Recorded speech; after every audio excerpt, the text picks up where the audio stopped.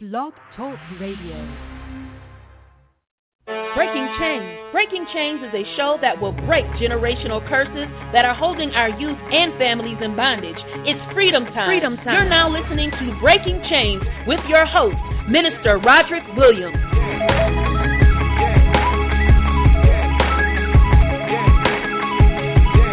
In my room, feeling trapped. Good evening, and welcome to Breaking Chains, giving all honor, glory, and praise to the Elohim, to the Mashiach, and the Riach Elohim. Good evening to you, Pastor Rods on your radio. Got my main man, my partner, my brother, Rodney Toomer, Rodney X on the radio with me tonight, and we're going to break some chains tonight with Spacial Deconcentration and some serious talk tonight. And good evening, brother. How you doing?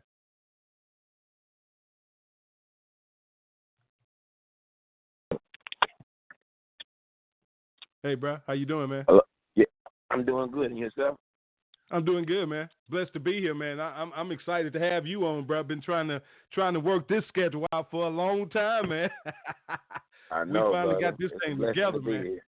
I tell you, man, Yes, it's a blessing to be here. Yes, sir, I tell you. So I know a lot of people are waiting to get into this conversation with us and hear the truth. So I'm going to give you the phone number. Everybody get ready for it, 858-357-9137. Tell everybody we're on www.blogtalkradio.com/YAT radio. Let's kick this thing out with a boom. Hang on. We'll be right back with some truth, some real talk. Hang on. We living in some perilous times, people. And the truth that can set us all free has been so greatly misrepresented that some of y'all think it's a lie. But this world is deceiving. These heathens got you believing that you be needing products, find value in a company. Bust their bubble, cut the strings of their puppetry and wizardry. And my father gave me a calling, so it's up to me. I'm feeling froggy, so I leap for Kermit, keep on sipping tea. And our sisters, they wail and weep because they lose their dignity. Unarmed brothers lose their lives behind the barrel of PD. But incarceration and genocide is industry. Never let your value be determined by a society that uses people and love things that's material. And don't think that you have to prove yourself to religious people that are caught up in external and neglect the spiritual. Overcome the stronghold of oppression, manifesting the blessing that's burning inside of your spirit. And greater is he who lives inside of me. So this evil, wicked world, I don't have to fear it. I don't even know why the truth the people will deny. It's time for everybody to unify. One kingdom under the Most High. I don't even know why the truth the people will deny. It's time for everybody to unify. One kingdom under the Most High. Your creator made you so fearfully and wonderfully in his likeness, but this world is deceiving. We gotta fight just to reclaim our identity from the thievery, obstacle illusions of circumstances and scenery, and the puppet master orchestrating techniques of our discord. Please renew our minds from all of this, Lord. You are not irrelevant, replaceable, or expendable. And even the most broken life, it is mendable. And if you let the light inside it permeate and penetrate and pollinate your perspective so you can emulate the one and only one that'll get you right and get you straight. And there's nothing stronger than this love, forget the hate. And if we just truly understood this abundant life that was waiting for us, we would never just live as a tourist. And if you and I would truly unify, it will be amazing, the harmonious dynamics of living corporate. The truth the people will deny. It's time for everybody to unify. One kingdom under the Most High. I don't even know why the truth the people will deny. It's time for everybody to unify. One kingdom under the Most High. Let's break some chains, bro. Let's break some chains. We unifying tonight, me and my brother. We about to break some chains to bring you the truth. That's my boy, Brother War. What's going on? Breaking some chains. Myself and Brother Rodney X is on the radio. What's up with you, bro? Let's go ahead. Let's jump on in. Let's go jump on in, bro. We done broke the chains now. Jump in. Take it. What's going on, brother? Hey, man, let's talk about what's going on, man. Well, we're talking about something called spatial deconcentration. And we're going to be talking about gerrymandering and gentrification here in Mobile, Alabama. Okay. So if nobody's familiar with spatial deconcentration, I would love for you to look up a sister named Yolanda Ward. Her name, you can look it up as Yulanda Ward. She was a sister in about 1971 through 73. She was a Howard University student. She was an activist in the D.C. area. And just a brief history about her. They had a campaign up there that centered around rent control, condominiums, and hotel conversions, land speculators, and all this. So it wasn't until about 1979 that we discovered and began to research that a federal government program called Spatial Deconcentration was the hidden agenda behind the phenomena of displacement. We discovered that the displacement had an economic base, to be sure, but more importantly, it was a means of social control, a means to break up large concentrations of blacks and other inner-city minorities from their communities. Now, we witnessed this in the forced evacuation of more than 50,000 people, poor inner-city residents from the city each year of their subsequent replacement by affluent class of people. And if you think about it and you see what's going on right now, we see the same thing in Mobile. We're seeing that a lot of the displacement is coming from public housing areas. Roger Williams shut down. Nothing. They replaced that with nothing affordable housing for those tenants after they displaced them. Orange Grove shut down, and now they've started a little program, but the whole plan is to get rid of all the black inner city amongst that inner city inside Mobile.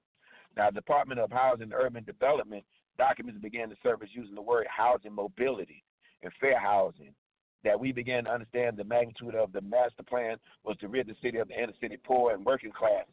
To fully understand this program, we had to examine its history, the atmosphere out of which it developed, and the objectives. After this, we had concrete answers of why 50,000 poor people a year are being driven into Prince George, Montgomery. Now, this is in D.C., Maryland area, Prince Williams, and other areas. But all this, brother, stemmed from the 1960s, when the riots that rocked American cities in the 1960s provoked lengthy government studies to investigate the riots and to give recommendations on what could be done to prevent civil disturbances by oppressed minorities. President Lyndon Johnson appointed a special commission, the National Advisory Committee. They had another committee, I think it was called the Civil Disorder, the Kerner Commission in 1968. Composed of police, Army specialists, and FBI and CIA agents. Now, these are the civilian consultants who work at these think tanks and institutions like the Brookings Institution. You can still see that around, the RAND Corporation, the Urban Institute. The commission is clearly connected with the Pentagon, State Department, CIA, and FBI. Felt that large concentrations of blacks in inner cities represented a threat to the security of the United States and had to be removed from the cities immediately. Thus came the Kerner Commission's recommendation was that low-income housing projects and the blacks that lived in them should be relocated from inner-city neighborhoods to sites outside the central city. This would break up the concentrations of blacks within the central city and thus disrupt their potential to erupt into violence in response to economic conditions. The commission recommended that blacks be systematically placed in outlying suburb counties and dispersed, so that the counties themselves remain white-dominated, but the blacks would be isolated and broke up, neutralizing their violent potential and so forth. Now, we know if we look at what's happening right now in Mobile, look at Broad Street. Broad Street, private investors are buying up houses in Broad Street that normally cost money. Their house was $30,000, $40,000, converting it, renovating it, and selling it for $250,000 because they know the people that were there can't afford that. Look at right there on Water Street where they have these new condominiums.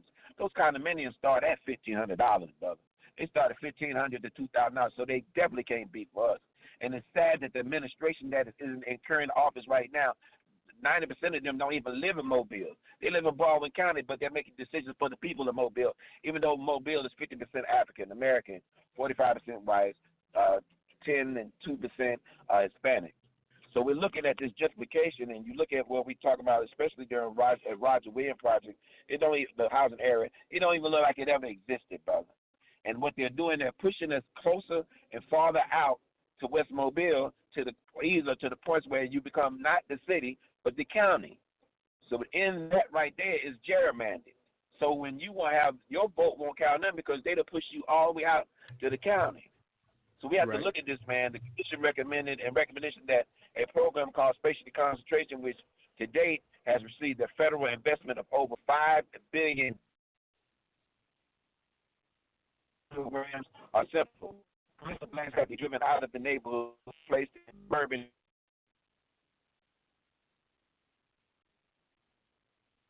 brand. Losing it. Okay. Listen now. See, in order to drive your signal getting bad.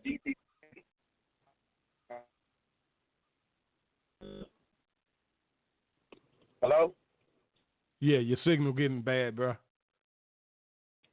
Can you hear me? I can hear you now. Okay.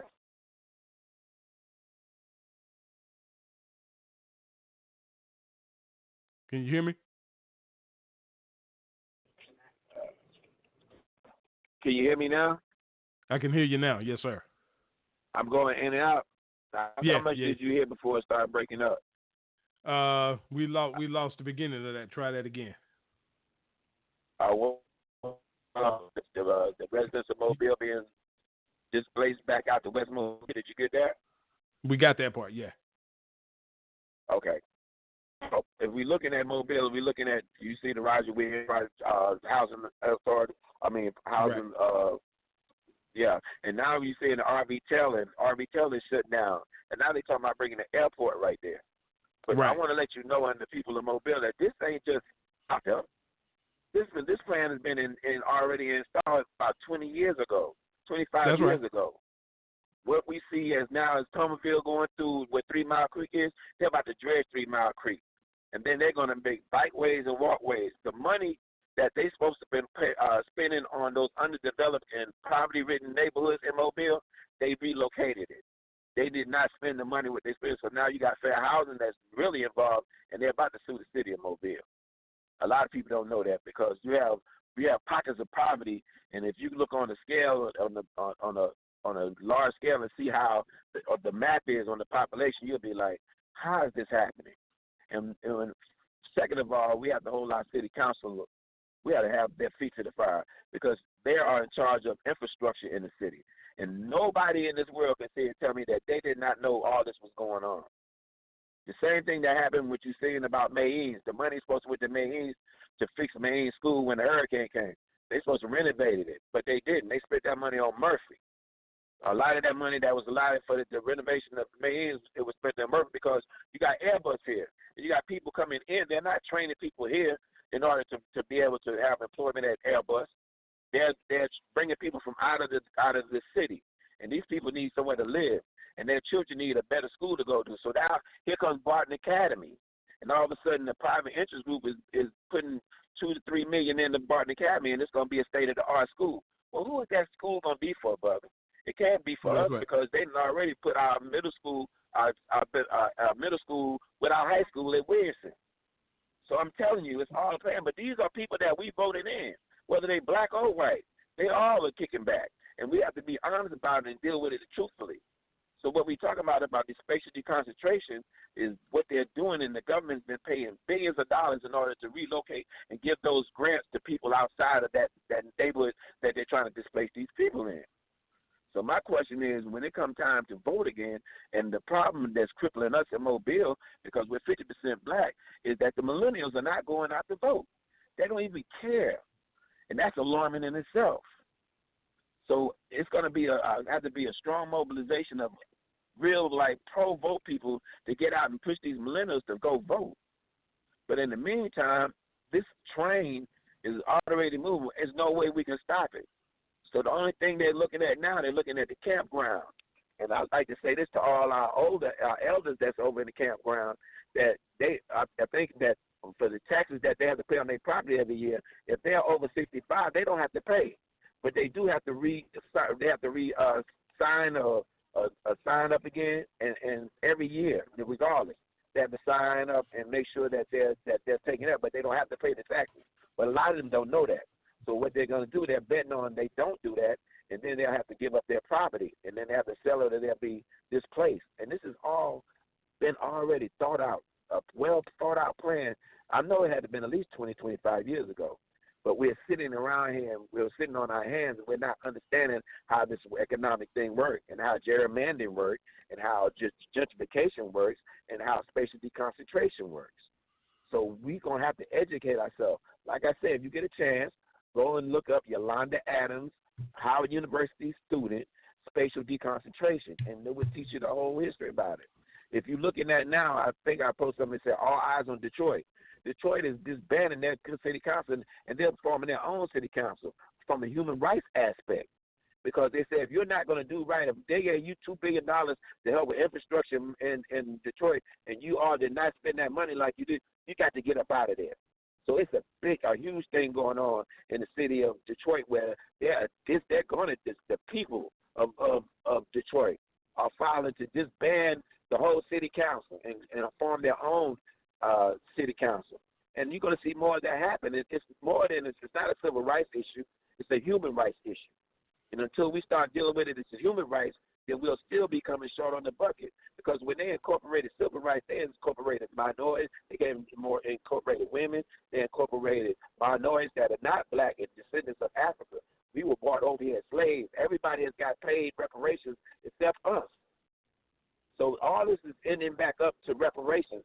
But until then, we have to become proactive in what we're doing for our local government and our local campaigns, and we have to mobilize. And we have to get these millennials, these young people off their butt and have them go vote because they just don't – they have the power to vote. All they have to do is go down there and do it. But none of them vote because they don't think their vote counts. And we have to be blamed for that, brother, because the fruit don't fall too far from the tree. Everything that is happening, it was upon us. I feel like we dropped when the civil rights era ended. I felt like people were able and they was comfortable because they was able to go eat and drink and do all the other things. But when they did that, it hurt the community because Mr. Sam's store that was there, you went out to the other store because you thought the ice was colder. But now Mr. Sam had to shut down.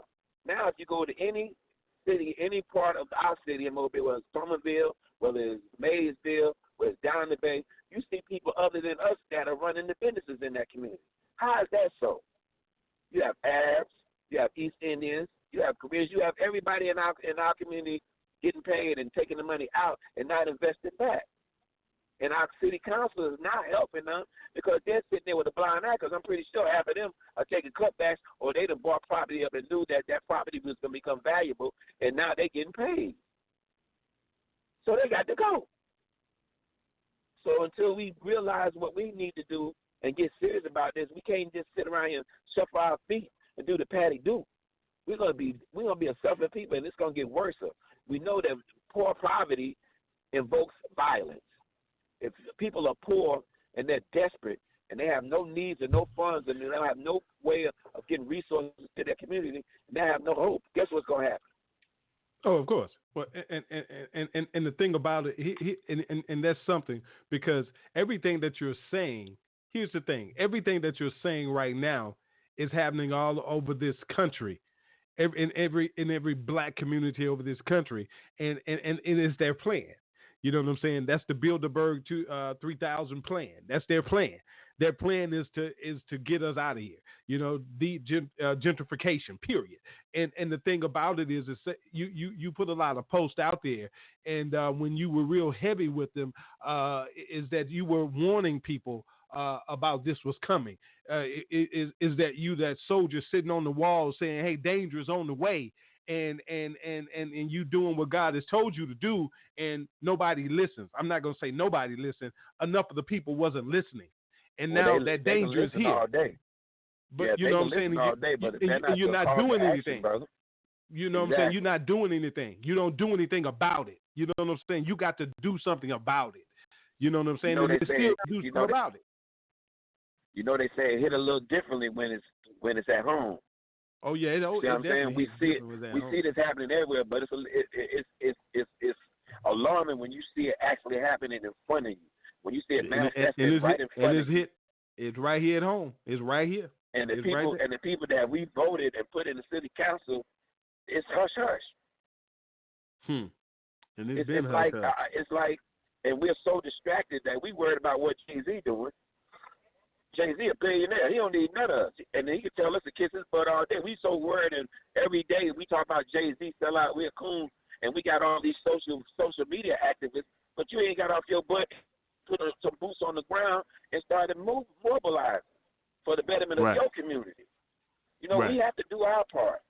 You can't blame this man no more. He gonna do what he gonna do. But if you're gonna sit back and just be a non-active or reactive and not proactive, then guess what? You deserve everything you got coming to you. I know people sometimes think I'm the angry black man because I'm calling out the truth. But the truth is the truth. And it got to a point now where we don't even recognize it as people. We call it, what do they call it now? Alternative facts. It's so confusing, and they sending people different kind of ways. But while people are distracted, they study pulling the rug from under. Before they realize it, it's going to be worse than it's worse.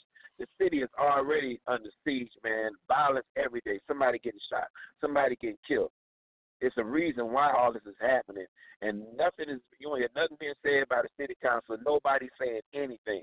But it's a killing like almost every day. We've become the baby Chicago per capita per person. And the majority of it stems from poverty. And all this is happening in the poor sides of the city. And they know this. And we know this. So what are we going to do? I mean, I could talk to I'm blue in my face. I could post every day. I could send one.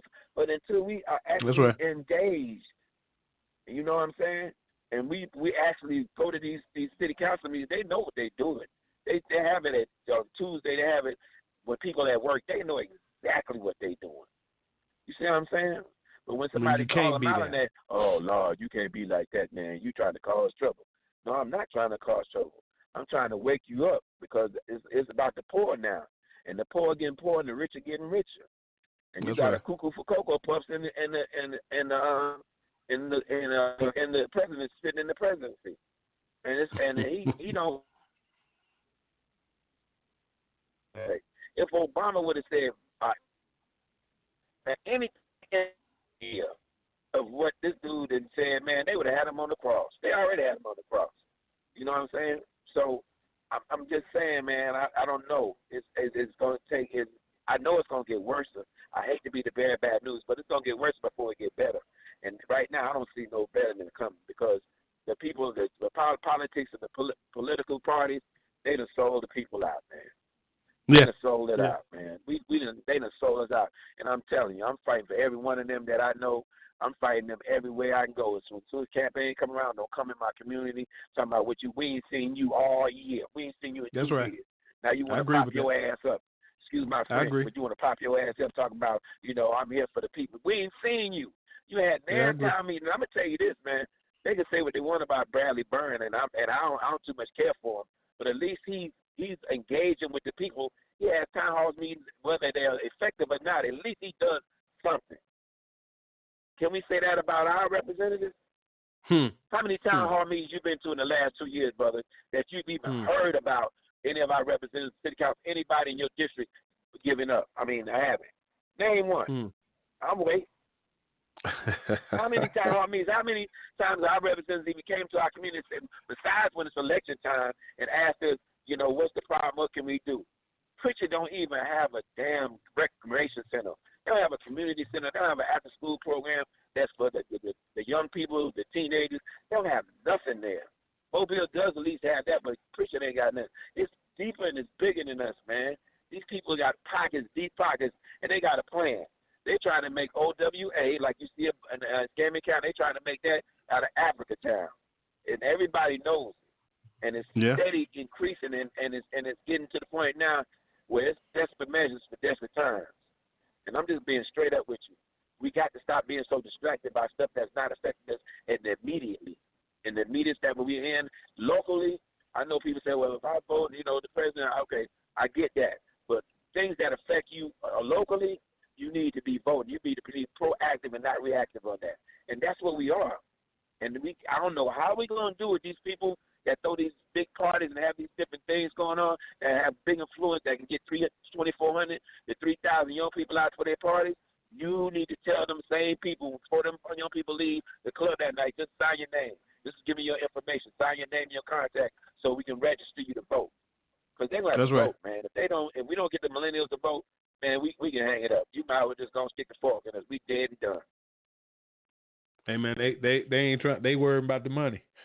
You know, they trying. It ain't nothing wrong with making your money now. I understand. Ain't no money. They ain't gonna be worried about no money because there ain't no money being made for real, but from a certain sect.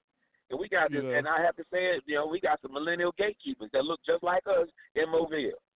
And they have the resources, and they on that Sandy Simpson. I'm telling you, just playing. They on Sandy Simpson. They on his team, and he got the young millennials, black millennials, and I guess he's saying he's promised them some prestige, position. I don't know what he's doing, but they on that. They gatekeepers, and they gonna keep a certain clique and a certain amount of people that they want in the circle, and make sure that their resources are given to them, but not to the people that they're supposed to represent in the communities that are war torn. Really, you see what's happening every day. Every day somebody's dying. That's an epidemic, brother. Mm-hmm. So I mean, it hurts my heart, brother. And we can only do so much. We call along. They see us out. They see us moving. And then, you know, if I tell them we're gonna have a big party with such and such there, they're coming. But we say we're gonna sit our army and discuss how we can buy up some of the property so they don't run us up out of there. And ain't nobody there but 4 people. Yeah. And all of a sudden, last week, everybody's talking about, man, I can't believe what they're doing to R.B. Taylor. Yes, you have to believe. And you been sitting there acting like you didn't know. Now you just place, and you looking crazy standing with your auntie. It's 8 people staying in a house that's only got 2 bedrooms. You see what I'm saying? This is what's going on now. It's 5,732 students in Mobile County that are homeless. 5,732 students, children from elementary, middle school, high school, that are homeless. And didn't nobody know that. I want that to sink in. I want that to sink in. Yeah, they didn't know that. That are homeless and are starving, don't even have food. Yeah, absolutely. That their parents are sleeping in cars, but you don't see this because they won't let you see this. They ain't gonna let you see that. 27 said we're gonna be the safest city by 2020. Are you kidding? You can build. You can build all the biggest and the beautiful buildings, but if you don't build the people up with it, it's going to be an imbalance. Everything has polarity, a yin and a yang. If we don't have balance in what we are doing, then it's going to be an epidemic, and you see it, and it's going to get worse. The killings, the shootings, the murder, the violence, it's going to get worse because people are desperate. They just don't even care. And a lot of them are zoning out because they're on drugs because they kind of escape the reality of the reality they live in. They die. They don't have no fear dying because ain't nothing. That's all they see is death and destruction and hopelessness and despair. That's all what they see in the poor parts of Mobile. And the people that we put in the city hall and the mayor, and they have that money supposed to be allocated by the federal government for the undeserved communities. Taking that money and reallocating it to other places that serve their best interests. That's the God truth. And I'm telling you, you pretty much know that in the next month or 2, we're going to be going down to city council meetings and we're going to be turning up. And whatever happens, it's just going to have to happen. You know, we got to bring attention to it by any means necessary now because it's crucial now. They are buying up all downtown. There's no place. All these people are being displaced and being uprooted from homes that their families been in and their families, especially Campground and Broad Street, all the way down Broad Street, all the way down from Broad Street to Texas to Virginia to Baltimore. Watch, in the next 5 years, if we're not careful, if we're not proactive, all that's going to be there will be no people of color there. There will be no businesses there that represents and we'll be way out further to the Mississippi line. Yeah. All the way out in West Mobile and all those different places out there. And we won't be able to say that because we did not unify. Our unity is more stronger than anything that we can do, but we can't unify because we're always arguing and bickering about, I'm Baptist, or I'm Muslim, or I'm Indonesian, or my philosophy is this, or I don't believe in that. And we all catching hell. We catching hell, man. Yeah, absolutely. So, I don't know. I just know, I pray. I try to fast. I try to ask God for knowledge, wisdom, understanding in order to lead without fear, without retribution. I just, it's about our people, and unfortunately, our people, they say they with you until the time it hit the ground. Then you look behind you, and it went from 200 to 20, and then those 20 gonna fall off, and then they think, the 1 or 2 or 3 that you always see doing stuff, they ended up back with that big responsibility, and that's not fair to them. Yeah. Yeah. So that's where we at, brother. So what is the what is the plan, man? Because there's some people out there, man. I'm gonna say this from being on these podcasts every week, man, and from being out there like you, I'm out there, man. I'm listening. I'm going places. I'm talking to people, man. And a lot of people, and honestly, a lot of people would say to you. Some people will be honest with you and say to you, "Hey, man, I've never heard it like this. I've never been taught like this. I've never been led like this." And I'm even go so far and say, my teacher, my pastor, my leader doesn't teach like this, doesn't lead like this. What do you say to those people that have been led in this particular kind of way for so long, and hearing this type of talk or at this particular time in their life? What can you say to them to inspire them to get on this right track, and just to let them know that they don't need to be afraid to what's about to come their way? You know what I'm saying? I'll come in there, man. I want to say that, especially as religious leaders, whoever you are, whether you're Christian, Muslim, Hindu, Jehovah's Witness, Judah, that your responsibility as a leader and a shepherd of the people is to maintain the whole diaspora. It ain't just everything that we have. And if you believe in the scriptures like you say you do, then it's involved. You cannot come at our people with the archaic revelation of what you know about what happened back then. You got to put the people in terms of what's going on now, because it's happening right now. Everything you see is happening right now. If you're not teaching the people about being economically independent, if you're not teaching the people how to develop themselves and to be not a liability but asset to the community, it's more to it than just going and praying and putting your money in there into whatever religious.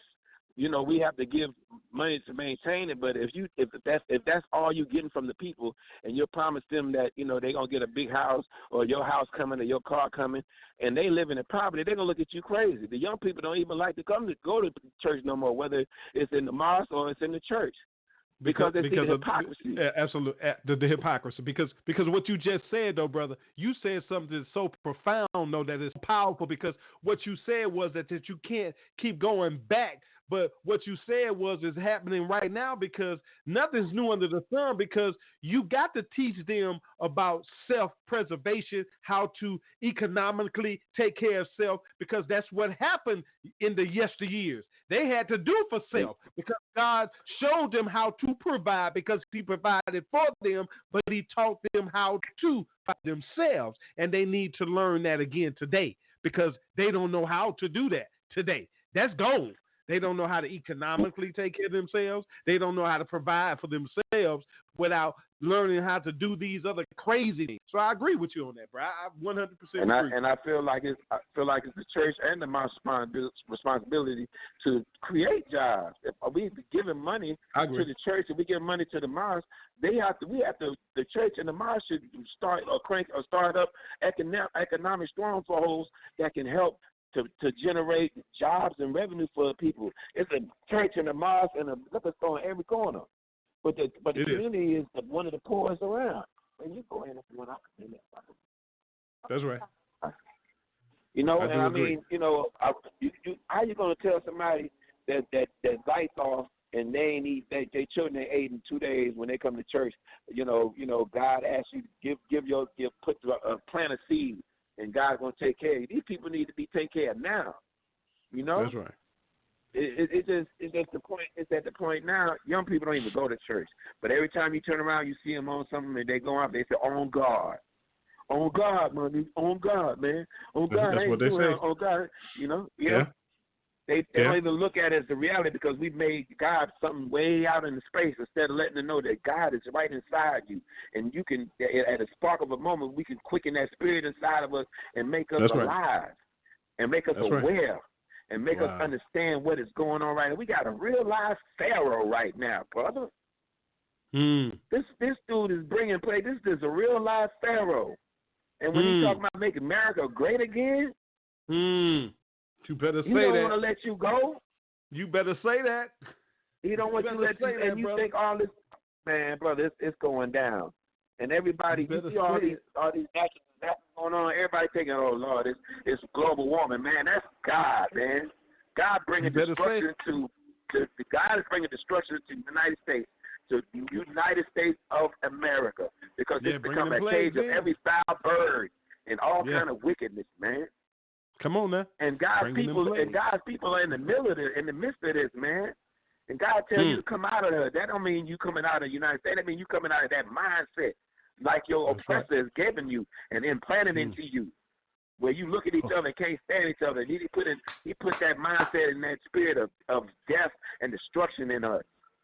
And we as parents, the fruit don't fall too far from the tree. You can't blame nobody but ourselves. Nobody. It's an eye awakening when you realize that a majority of the stuff that you've been taught all your life has been lies. It's been lies, and you're gonna have to reprogram yourself. And some of us fighting it. We don't want to break that. Don't want to do it. It's too hard for us to have to let it go. We worried about what my homeboy say. We worried about what my mama gonna say. You got to bear witness to the truth. God says He's going to make every knee bow. You have to bow to this truth. You got to see these people for what they are. The people are in high office now, they wicked, brother. It's so wicked now, where the majority of people that have corporations and money, when the tax time came, they ain't paid no taxes, brother. All of it fell on the pole. And all because this Pharaoh said that we're going to do this, and they sitting up there smiling and laughing, and they know that they wicked, man, and they know that this man is wicked, man, and they don't care. They say as long as he can keep preserving, and it's all about that, man. It's about self-preservation for them, because I don't hope nobody don't take this racism, but white people are dying faster than they are being born. That's not Rodney. That's a scientific That's the truth. Fact. They're dying so fast. True. That's why abortion and these laws about abortion, they're going crazy, saying if you have an abortion, you're going to jail. That ain't for us sisters. I want my sisters to listen right now. It ain't for y'all. That's not for absolutely. That law ain't for no abortion. When you've been having an abortion for so long, and you still maintain that's for them. Lord forgive us. You see what I'm telling you? That's not true. For us. You know what I'm saying? So you got to put yourself into the Bible and go way back. The Pharaoh said we're gonna kill all the male children.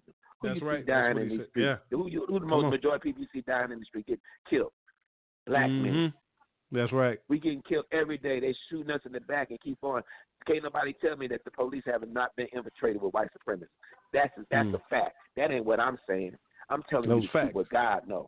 They trying to kill every male until you have that blood stain, that blood on your post.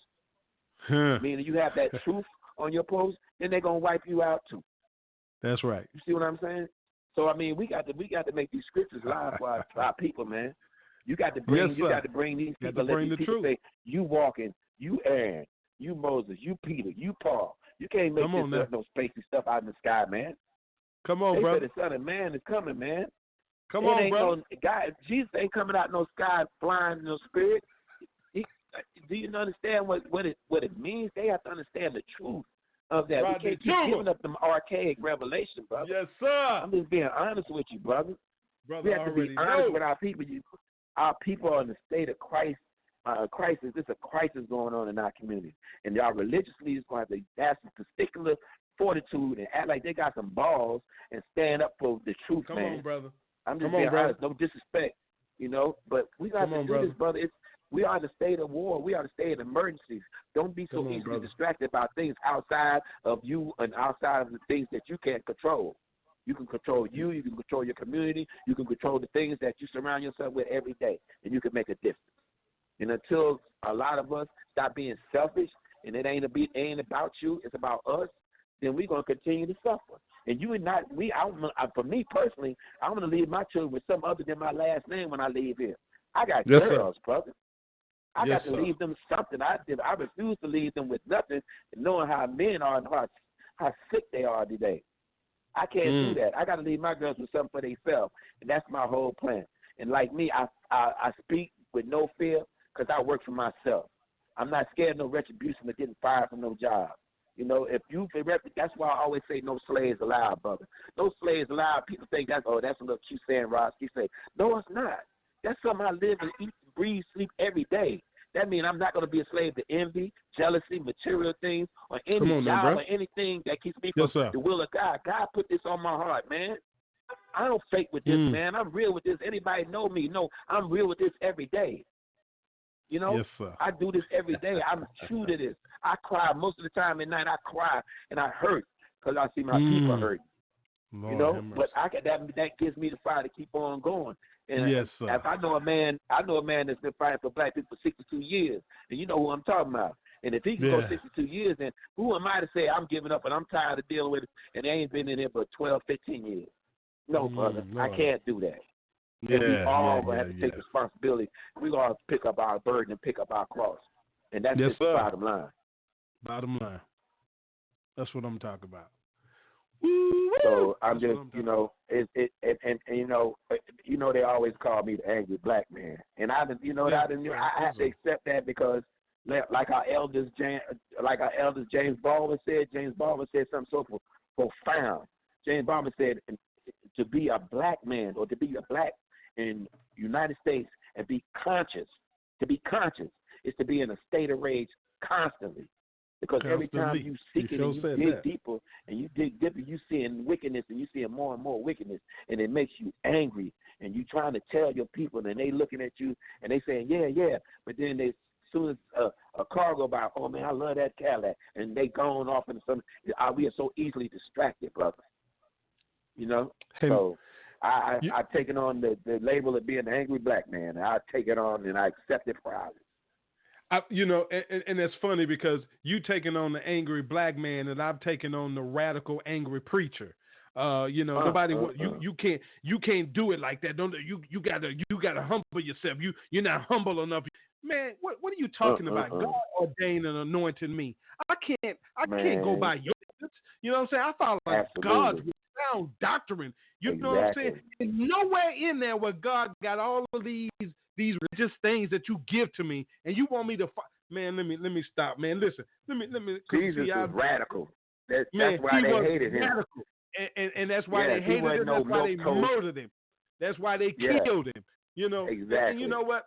You know what's so crazy, man, is that all of these laws that was these are laws that were put in place back in the 50s and the 60s, early 30s even, towards black people are still laws that exist today. Jim Crow, exactly. Yeah, they still exist today. They got code words for them now, brother. They got code words for them today. Same Reconstruction, same everything. Yes. Like, I was reading one like last week, and we talked about it on the podcast, like the state of Oregon. The state of Oregon, you couldn't even be in the state of Oregon if you was black. If you was black, you had to be out of there by sundown, or they will beat you until you left. So now people, you look at 2019, and it's still a harbor for white supremacists. That's where they go. That's where they probably go. It's still a harbor for white supremacists. Yeah. That's right. That's right. That's right. These laws still are in effect under a different code name right now today, and they still can pull those laws out against you right now today. And there's nothing you can do about it because we allow these things still to take place, and we still don't do anything. But like you said, when it starts knocking at your front door, right there where we are, right there down here in Alabama, now you want to be ready, pulling out your guns, shooting them, but we kill each other. You killing your brother. You killing your sister that look just like you, which makes no sense why they still shipping us off. And then what you going to do then? You're going to be living in West Mobile because that's what's happening. That's what's happening. Yeah. It's been happening. Yeah, and it's a bad case of black inferiority, and I don't want to say white superiority because they're not superior in anything. And I hate using the word white supremacist. I like to use white base. Let me see how I said it. white base supremacy. And that's like the lowest base of a white person that's racist and everything. They try to be supremacist, but they're ignorant. They're poor and they're ignorant and they're uneducated. The only thing they see is what that high echelon tells them, and it trickles down. Even though they vote for their own, vote against their own self-interest, they don't care, but they're trying to preserve them because they know that they're drying up, and it's not by us. You got to put that on God. It's a reason why y'all are dying faster than you're recreating. That's right. You're procreating. That's right. It's a reason. It ain't got nothing to do with us. Nothing you at all. tried everything in the world to kill us. You kill us. You try to kill us through our education, try to kill us through political, through finance, through housing, through even through the chemicals that we eat. Everything you see in the community, the black community, is set for us to. Man, they got disruptors. I can just go on and on. It's so much, brother. It's so much information, but it's only a few of us. It's only a few of us, brother. And that's why I wanted to bring you on this Monday, man, and talk to you and say that at least Monday nights, man, we're gonna chop it up on for an hour at least, absolutely. Man. And let you educate the people, man, because if we don't do nothing else, man, we can go here, man, and bring this worldwide so people can be educated. Because some people, man, I can honestly say that there are some people that just don't know. You know what I'm saying? There are some people that just don't even know how to read. You know what I'm saying? I got some people like that an opportunity to find out, to be able to listen, so they can get that education. Absolutely. You know what I'm saying? People that internet is going everywhere now. So you know what I'm saying? We're the teachers. You know what I'm saying? I don't like to consider myself as a preacher. I'm a teacher. I want to teach you. You know what I'm saying? That's so right. you can That's learn. Right, you know what I'm saying? You got to learn. You know what I'm saying? That's what God made me a teacher, because, you know what I'm saying, I had to learn. I had to pick up a book and teach myself, because I was tired of hearing men hollering and screaming in the pulpit preaching. I wasn't learning nothing from that. I needed to learn what they was screaming and hollering about. So I picked up a book and I learned for myself. He says, study to show thyself approved before me. So for who is before me? That means God. So I got to please God. Forget pleasing you. I'll never be able to please nobody on this earth. Never. So, you know, I stopped trying. So if I please God, he'll be pleased and everything will be all right with me. So that's what's more important. So we got to teach people, man. And, you know, getting out here, putting the rubber to the road, I ain't got no problem with it, because it says if God be for you, who could be against you? So, you know, he didn't give us a spirit of fear, so we got to keep doing what we doing, bro. So, you know what I'm saying? You say you give your person your love and roses while they still living. So we on the World Wide Web. So, bro, I got to say to you, man, we've been knowing each other for quite a few years. We done been out in these streets together, DJing together. But I tell you what, brother, in the walk that we got together now, bro, I love you, man, and God bless you, man, for what you are doing for the people, brother, because you are helping people to be knowledgeable and to gain wisdom in what they need to better themselves and their families, man, because we don't know what persons that we are breaking chains in their lives. You know what I'm saying? We don't know who we get to touch. Absolutely. You know I want to say this real quick. You know, I want people to understand, for me personally, and this is the God-given truth, I could never, ever hate a person because of the color of their skin. That's unintelligent, that's stupid, and that's ignorant, and that's baseless. I can never hate a person but because of skin. But what I do go to war with is that mind and that brain, because skin can't do nothing. It's inanimate. It can't cause any action. But that brain and that mind that say I'm better than you because of my color, or I feel like you're less than a human being because you were in a position once when we enslaved you. We were not slaves. We were enslaved. And it comes to a point now where now we're in Mobile, and if you look at Mobile, the makeup of Mobile, African Americans make up almost 50.37% of Mobile. Whites can make up 45% of it. Two or more races, the 1.78% is Asian. The other one, 1.66% is Mexican. What we have in our neighborhood and our community is an extreme lack of resources over an extended period of time that has led to pervasive hopelessness. that is given away to a moral decline, a decline that devalues human life and wipes out any confidence in any institutions that we deal with on a daily basis, brother. And it also wipes out confidence in any institution designed for upward mobility, because the people supposed to be helping us, and the money that they've been given from federal grants and everything, they took in that money and they took it intentionally and reallocated it, allocated to other places that serve their interests. That's why you see everything's being built downtown. It's wicked, man, and I have to call out all of our city council who are black, who look like us. They're just as bad as they are. They should be put on trial. They should be put on trial because it's a crime. What they knew this happened. We know that the city council, they deal with infrastructure. You can't tell me you didn't know that these condominiums were built. You can't tell me that you didn't know R.B. Taylor, Roger Williams, Orange Grove was going to be torn down, that not affordable housing was going to be built. You can't tell me that you're displacing the city of them people out of West Mobile. That's why you see more low-income housing and apartments out of West Mobile, and we're going out there not knowing that we're going all the way out in the county. And when it comes time to vote, guess what? You won't be able to vote in the city of Mobile. That's right. And we need to charge them with the city of all these millennials that we know that are professionals, we don't have a call to action. We don't have that plan because nobody's planning. The leaders that we have, they're not planning. I can get up all day. Man, you get up today and say, hey, man, let's have a town hall meeting so we can schedule, so we can have a course of action so we can move out, so we all can move out into the plan. You know how many people are going to show up for that?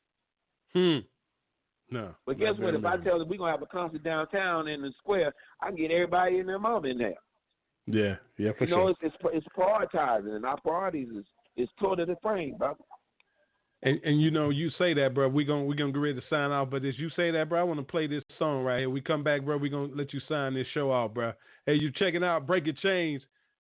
Man, this dude right here, Rodney X, right here on Breaking Chains, YAT Radio. Check us out, y'all.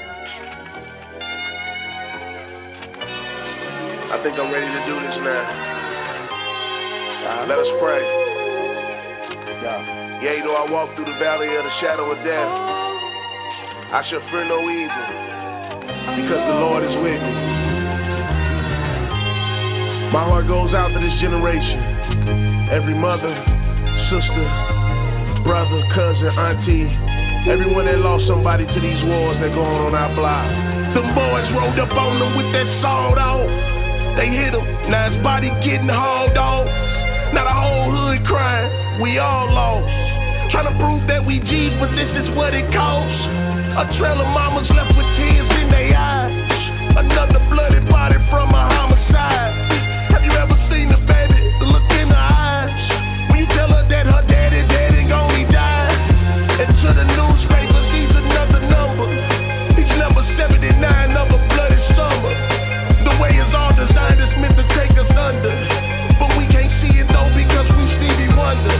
We blind. Help us to see. We're so blind. We're so help us be free from our own. I know what it's like to have to make a way out of nuts. See, they just turned off the lights today. We gotta do something. And the gas people come in the mall to feel that anger building looking at your mom. You heard because you too young to get a job, but your homie got a gun and he down to rob. Or you can flip a pack to seem like problem solved, but that's gonna open up the door to bigger problems. You see, we just walking out our father's sin, cause they ran and they didn't stand to be men. So in return we learn to be our brother's keeper, our auntie, sister, cousins, and our mother's keeper. But why you think the hood dog is called the trap? So who the mice? Cause it's designed to do that. Keep us trapped. The whole thing's to take us under, but we can't see it though because we Stevie Wonder. We blind. Help us to see.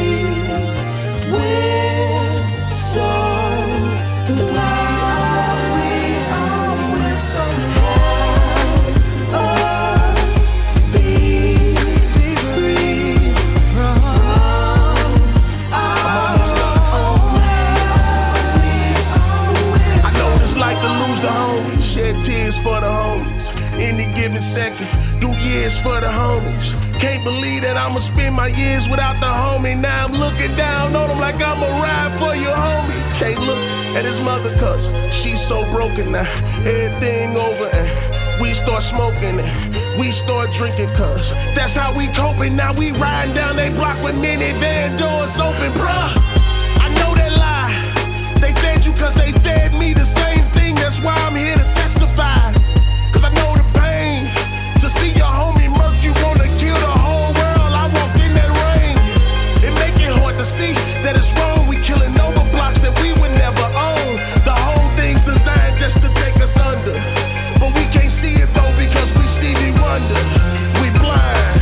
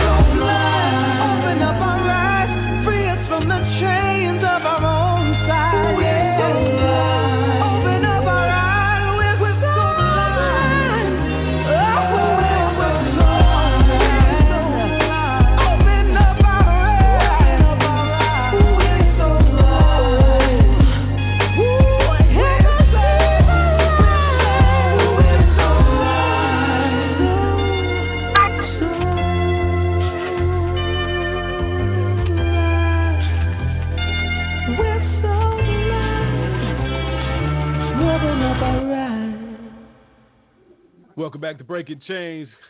Special guest Rodney Toomer on the radio. I tell you what, man, we got to stop being so blind and open up our eyes. Stop teaching these lies and spreading lies out here, y'all. You know what? I tell you what, we're going to get ready to sign off, but I want you to start telling your children, and even if you didn't know, you didn't come from slavery, all right? You like your brother said, you was not a slave. You were enslaved. You came from kings and queens. You were the original people of this world. You understand? You the inventors. You were the creators. You were the teachers. You did everything. You were the one. So get back to that mentality. Change your mindset. Deprogram yourself and reprogram yourself to be who you were. You know what I'm saying? If you can't know where you came from, you can't possibly know where you're going. Our children are our future. You know what I'm saying? If they don't have a future, we don't have a future. So let's get ourselves together, get our minds right, y'all. Get on the right path. Let's unify. Let's get together, and let's make these things work. Listen to the teachers, the real teachers, the ones with the truths. They're bringing the truth from their mindset, from their hearts. Let's stop listening to the lies. Stop listening to the lies. Get on these computers. Get off Facebook. Start studying and reading and finding out for yourselves. Study to show yourselves approved. Because it's going to depend on you, where you depend on how you spend your life, says, okay? All right? Go ahead, brother. Wrap your show up. I just want to let you know, I know I read so many scriptures where it said that God will let the elders go off in the wilderness and die. And he will use the children to bring into the land. Well, if you look at right where it's going, that's where I'm telling you. It's being played out right now, but the preachers got to preach the truth, man. Look what's happening now. Our parents, all the parents, like, I don't know what's going on with this generation. It's like they crazy. You ain't supposed to understand because they on something else. They're not following behind you because they see what's going on that you ain't took them nowhere. So you got a generation of people, of young people that don't care about death. They look at death and they'll laugh at death because they see death every single day, brother. I want to just last a little bit before we go, and I'm gonna be done. I don't want nobody to think that, well, why are black people in such a bad situation? Like, what did we do, or why are the other people, the Caucasians, they are so far ahead of us? It didn't happen because we are cursed. It happened systematically. The U.S. government has a long history of facilitating wealth for white Americans, from at least the Land Act. You can look everything I tell you, look everything up because I did my study. Mm-hmm. It was called the Land Act. The Land Act of 1785, real quick, where Congress sought to transfer wealth to citizens on terms that were quite favorable. In some instances, land could be obtained by the luck of a draw, but only if you were a white man. It was never the class that a white asset base middle class simply emerged. No, it ain't never happened like that. Rather, it was the government policies and to some extent, literally, government giveaways that provided whites and the finance, the education, and the land infrastructures to accumulate and pass down wealth over and over from generation to generation, while in 1866, the Homestead Act sought to include blacks specifically in the transfer of public lands to private farmers. Discrimination and poor implementation doomed the policy, and the black politicians during the Reconstruction attempted to use this tax policy to force land on the market. But this was met with violent resistance. They killed us every time. Like, if we was to do it now, when back in then days, we'll be dead. That's right. But now we're still trying to give the word out. We're not fearing death, but we're fearing security, placement, with positioning, money. We put everything before our people. So I'm letting you know, this generation that's coming through now, they don't care about nothing. They don't care about death. You might say they're crazy, but they are the strongest generation, because they're going to bring about the change whether you like it or not. Ain't nothing you could do about it. It's already in motion. So whether it be blood, whatever it would do, God's going to make his will known. Stop talking about God love everybody. God hate wickedness.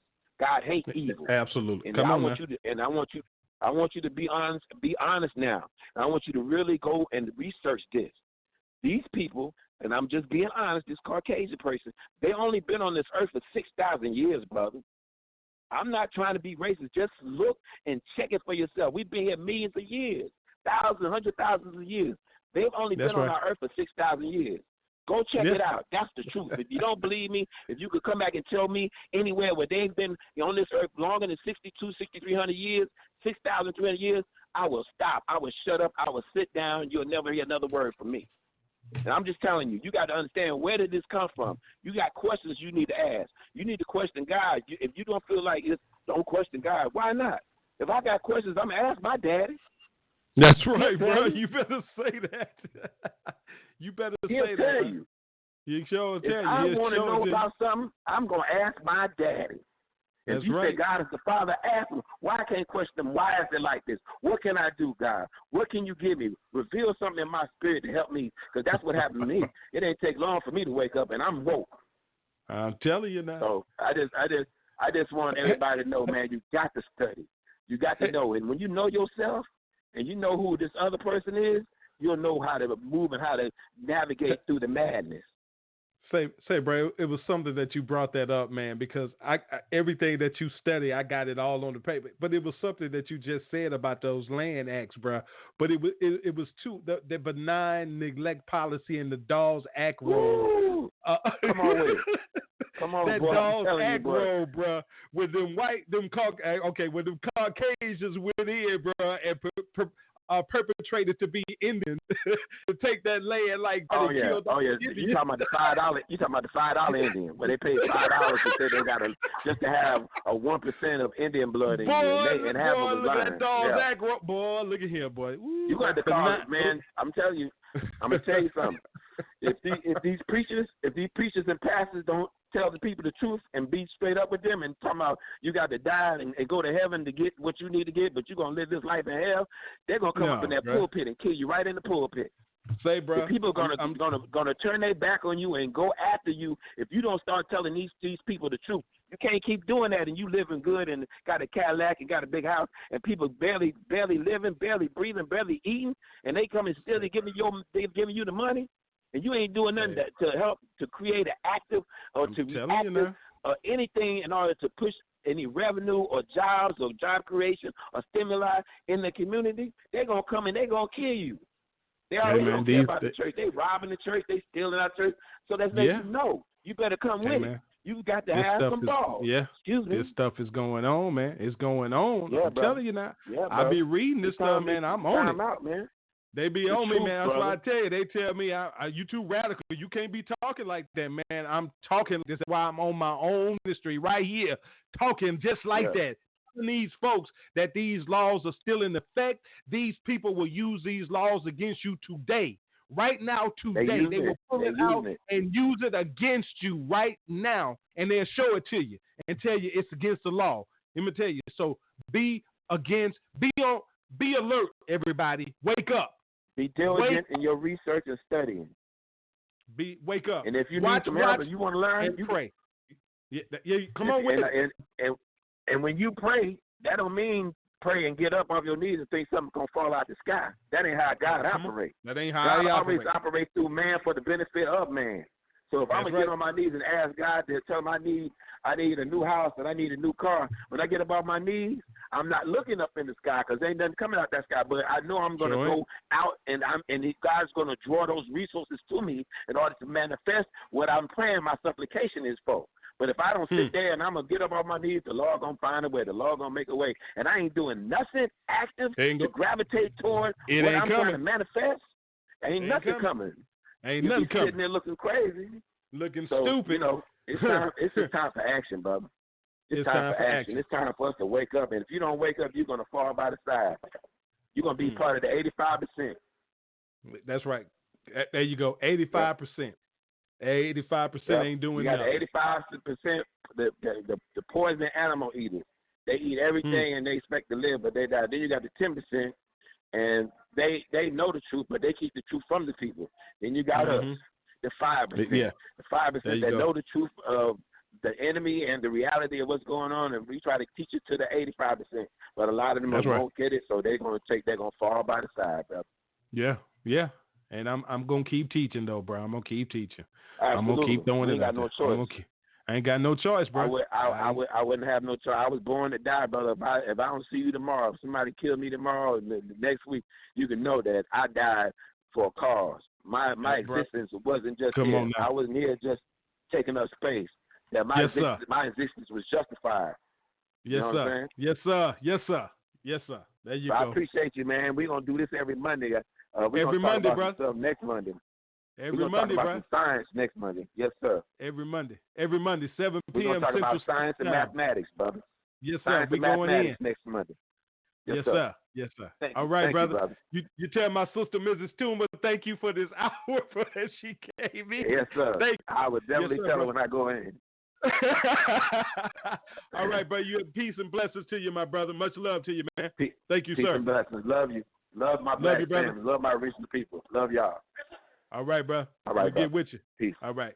Peace. Yes, sir. All right. That's Breaking Chains. My man, Rodney Toomer, we thank him for coming on with us tonight, man. It's been real. We had a good time tonight, man. If some of you like to get with us, you can email us at youngadultstalk@gmail.com and get some information. Just email us. You got some questions, got some comments. youngadultstalk@gmail.com. And we're going to keep teaching y'all. We're going to keep bringing you this information. And we're going to get on our grind. It's Breaking Change right here on YAT Radio.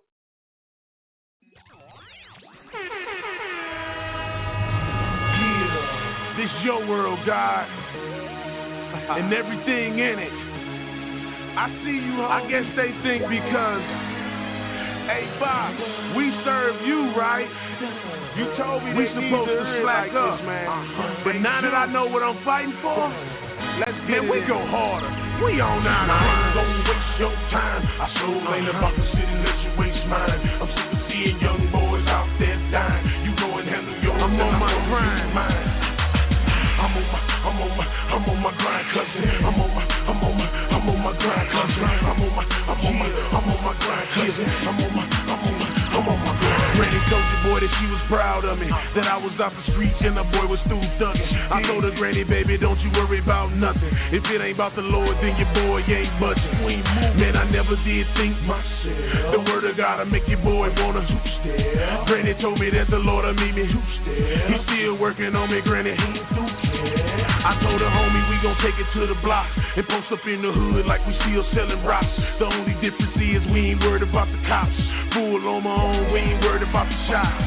Flame told me gon' take it to the streets. It's dudes in the hood that the Lord gon' reach. If it mean me dying, Lord still seeing me. We bout to get it in if it mean no sleep. I'm on my mind. Don't waste your time. I sure ain't about to sit and let you waste mine. I'm sick of seeing young boys out there dying. You go and handle yours and I'm gon' do mine. I'm on my grind, cousin. I'm on my grind, cousin. I'm on my grind, cousin. I'm on the road headed headed to another show. I asked the Lord if He seeing me, I go. Mama happy she ain't gotta worry no more. But the law pulled me over like I'm still selling dope. I told him I ain't trying to go and flip a pound. I'm trying to show him Christ before they put him in the ground. Before them boys catch him, hit him with another round. Since I met the Lord, this the way it's going down. If I'm in your city, take me to the block. Jesus real, homie, I tell it to the cops. Without a bullhorn, I yell it on the block. I wasn't ashamed when I was out there trying to sell them rocks.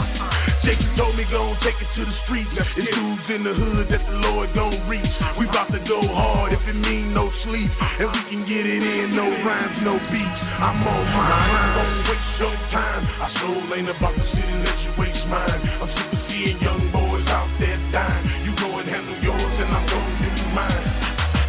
I'm on my grind, cousin. I'm on my grind, cousin. I'm on my grind, cousin. I'm on my grind. Leave the hood alone, man. Go let them roll by. But I'm tired of seeing guys dying from the 4-5. No lie, I'm praying they get to know God, so I'm on the grind with the mind of the Most High. I'm in the hood showing love to a bunch of cats who be all up in the club blowing guns and sacks, screaming life is more than blood, girls and money stacks. Tell them by the blood and you coming back. They by the street light, holding on the heat tight, set tripping down to lose their life in the street fight. I'm knowing they should seek Christ, cause by far death and jail bars is all you gon' get out of the street life. Gon' take it to the thugs, GG, grip clicks and the West Side Bloods. Even hard-head G's, we just see guys love when them choppers go black. After that, it's the judge. Come on, I ain't gon' waste your time. I sure ain't about to sit and let you waste mine. I'm sick of seeing young boys out there dying. You go and handle yours and I'm gon' do mine. I'm on my grind, cousin. I'm on my grind, cousin. I'm on my grind, cousin. I'm on my grind.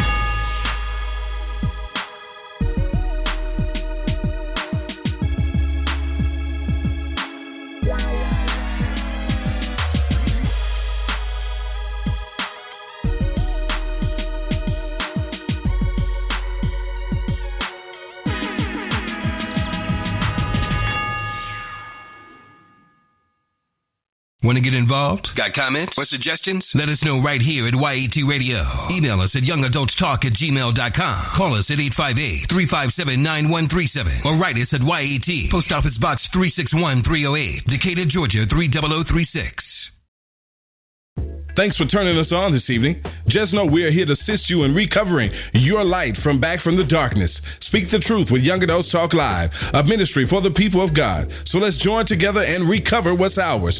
God bless you from the Young Adults Talk family.